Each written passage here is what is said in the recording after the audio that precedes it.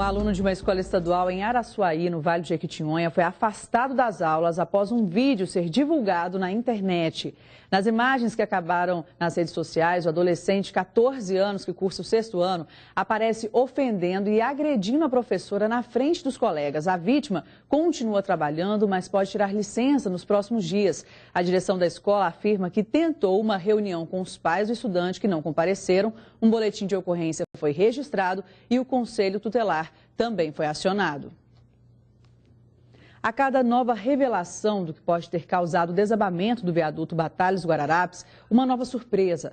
A última delas é de que o concreto foi aplicado na obra depois do prazo estabelecido pelas normas. A polêmica veio à tona após o diretor-presidente da Consol, que é a empresa responsável pelo projeto técnico do viaduto, acusar a Covan de usar concreto vencido em parte da estrutura. E o dirigente Maurício de Lana disse isso com todas as letras durante a audiência pública realizada na Assembleia. Existe uma ficha num diário de obra com utilização do concreto vencido, justamente entre o pilar P3 e P4, que rompeu a estrutura na seção S16A. O que é um concreto vencido? Após misturar brita, areia e cimento com água, nós temos um prazo de 90 a 150 minutos para aplicar esse concreto. Ele foi aplicado com um tempo maior do que recomenda as normas. O dirigente da Consol apontou ainda outras irregularidades na execução da obra. Frederico é engenheiro e conselheiro do Instituto Brasileiro de Avaliações e Perícias de Engenharia de Minas Gerais. Segundo ele, desde a mistura de água ao concreto até a aplicação da massa na obra, pode-se gastar 2 horas e meia. Mas, ainda que este prazo tenha se esgotado, o concreto pode ser usado desde que se obedeça algumas recomendações. A própria norma faz também uma ressalva com relação a esse tempo, que ele pode ser alterado em decorrência, por exemplo, de aditivos.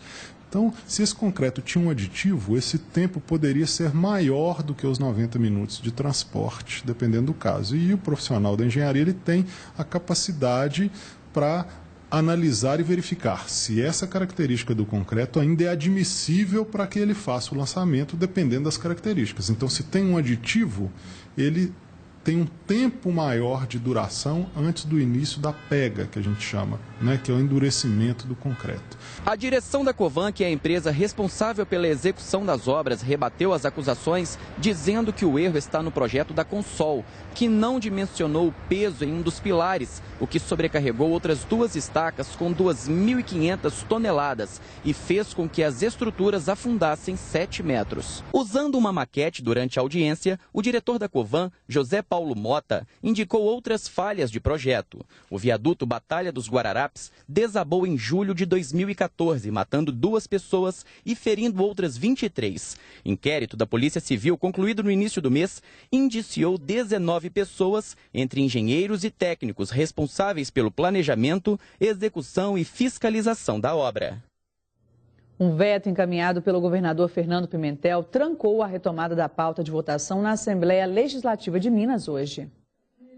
6 de maio. Esse foi o último dia que os deputados estaduais atingiram um quórum e aprovaram em segundo turno o projeto de lei 1265, que prevê o reajuste salarial dos servidores da Assembleia em 8,13%. A oposição está presente para votar e, infelizmente, nós não temos a maioria que decora o suficiente para a continuidade dos trabalhos, para as votações, e o governo tem exatamente retirado todos os seus deputados do plenário para poder contar os prazos regimentais e aí sim começar a votar os projetos que são interesse do governo. A não votação de projetos tem uma explicação. Nos últimos dias, os deputados estão discutindo o veto encaminhado pelo governador Fernando Pimentel, que pede o cancelamento do projeto de lei que criaria a Secretaria de Recursos Humanos.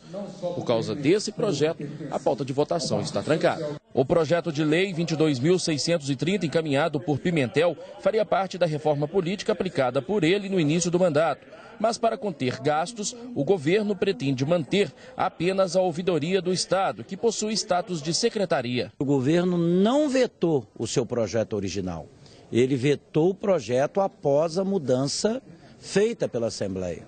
Porque o entendimento é que a Secretaria de Planejamento tinha que ter uma preponderância maior não poderia ter sido esvaziada em suas competências e também a questão financeira. A oposição rebate a decisão do governador em encaminhar o pedido de veto. O atual governo, quando encaminhou o projeto para casa, dizia que não havia exatamente um custo a mais ao Estado. E no próprio veto o governador fala que não vai criar porque iria onerar o Estado um pouco mais. Quer dizer, então nós não conseguimos entender falta planejamento do governo ou realmente um desconhecimento em relação à máquina pública. Na reunião de hoje, o veto não foi votado e os parlamentares mantiveram o debate. Eu acredito que a votação desse veto pode acontecer na terça-feira com certeza, que nós precisamos votar na terça até para desobstruir a pauta para a votação do projeto da educação, que é a redenção da educação em Minas Gerais, e nós não podemos ter um veto obstruindo na terça-feira a votação da melhoria salarial dos professores, dos educadores de Minas Gerais. Para falar sobre o assunto está aqui o nosso editor de política, Carlos Lindenberg. Boa noite, Lindenberg. Você já havia previsto esse problema, né? É verdade, a gente vem acompanhando, né, e sabia que esse debate ia acontecer, né, na Assembleia. Na verdade é isso, o governador vetou a criação da secretaria que ele pediu, da Secretaria de Recursos Humanos. E fez isso por quê? Porque, na verdade, para criar a Secretaria de Recursos Humanos e esvaziar um pouco a Secretaria do Planejamento. E uma Secretaria de Recursos Humanos sem poder algum também não fazia sentido. Portanto, ele vetou a Secretaria. Agora, o que está acontecendo na Assembleia não é bem isso. O que está acontecendo na Assembleia é isso aí que a gente está vendo. Veta daqui, não veta, vota, não vota, essa coisa toda. O que está acontecendo na Assembleia é uma coisa muito simples. Porque o governo tem maioria na Assembleia. Portanto, poderia votar e aprovar o veto e acabou. E retomar as votações seguintes. Ocorre que o governo, só na semana passada, começou a pagar os recursos das emendas parlamentares. Aí é que está o problema. Os deputados estão insatisfeitos, não só os da oposição, mas também os da situação. A base de apoio do governo está insatisfeita porque não recebeu os recursos das emendas parlamentares, que foi prometido isso no final do ano passado. Portanto, agora que está começando a pagar, é provável que aconteça o que o líder Durval Anjos está dizendo. Semana que vem deve votar sim. Esse veto, a votação desse veto, ele está trancando a pauta. Enquanto não votar isso, não se discute mais nada, não se vota mais nada na Assembleia. É isso. Mas terça-feira deve votar. Por quê? Porque as emendas parlamentares estão sendo pagas agora. Mexeu no bolso, né? De qualquer um fica nervoso, né? Mas não justifica deixar tantos projetos assim importantes, deixarem deles serem votados, enfim. Mas aí, Monique, é coisa da política mesmo. O combinado tem que ser cumprido. É isso. Entendi. Agora, sobre a crise no sistema penitenciário, tem alguma novidade? Monique, o secretário Bernardo Santana já identificou o foco do problema lá, é um problema político interno. E isso vai ser resolvido nos próximos dias. Vai haver mudança, sim, na Secretaria de Defesa Social. Já. Em relação ao viaduto, a gente falou dessa nova revelação. Pode mudar a investigação? Não, eu creio que vai mudar, não. Eu acho que a investigação vai aprofundar. Porque está vendo aí também, nós vimos agora, uma briga, uma disputa entre as empresas. A que fez o projeto e a que construiu. Isso aí deve ser resolvido aí pelo Ministério Público. Muito obrigada, Lindenberg. Boa noite, Monique. Boa noite. A campanha de vacinação contra a gripe termina nesta sexta-feira em Belo Horizonte, mas muita gente ainda tem receio de receber a dose. O número de pessoas que se imunizaram contra a gripe durante a campanha nacional de vacinação ficou abaixo do esperado em Belo Horizonte. A campanha foi prorrogada, mas por que será que muita gente ainda não se vacinou? Eu acredito que principalmente as pessoas deixam sempre para a última hora. Então, quando ficam sabendo que vai ter mais alguns dias de campanha, então elas deixam para o último dia procurar o serviço de saúde. Como todo bom mineiro, teve gente que não tomou a vacina porque ficou desconfiado. Você se vacinou contra a gripe? Não. E por que não? Porque eu já estava gripada.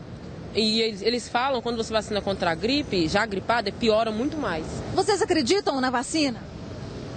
Um pouco. Eu acredito desacreditando. Agora mesmo eu tomei e estou passando mal. Então é bem mineiro. Mineiro é desconfiado. É desconfiado, isso mesmo. Mineiro é desconfiado? Mineiro é desconfiado. Mas especialistas garantem que tudo não passa de mitos e que as reações são brandas diante dos benefícios. A pessoa pode sentir dor no local, que é o sintoma mais comum, uma febre baixa, uma coriza que dura no máximo 24 horas, mas é uma vacina extremamente segura. A Band News FM completa 10 anos no ar neste mês de maio e em comemoração ao aniversário, o âncora do Grupo Bandeirantes, Ricardo Boixá, estará aqui em Belo Horizonte na próxima sexta-feira, dia 29. Boixá vai participar da programação da rádio, que será transmitida ao vivo de um estúdio montado no Mercado Central. Não perca a oportunidade de conhecê-lo e também participar dessa data tão especial para nós. Eu fico por aqui agradecendo a sua companhia. Tenha uma ótima noite e até amanhã, às 6h50.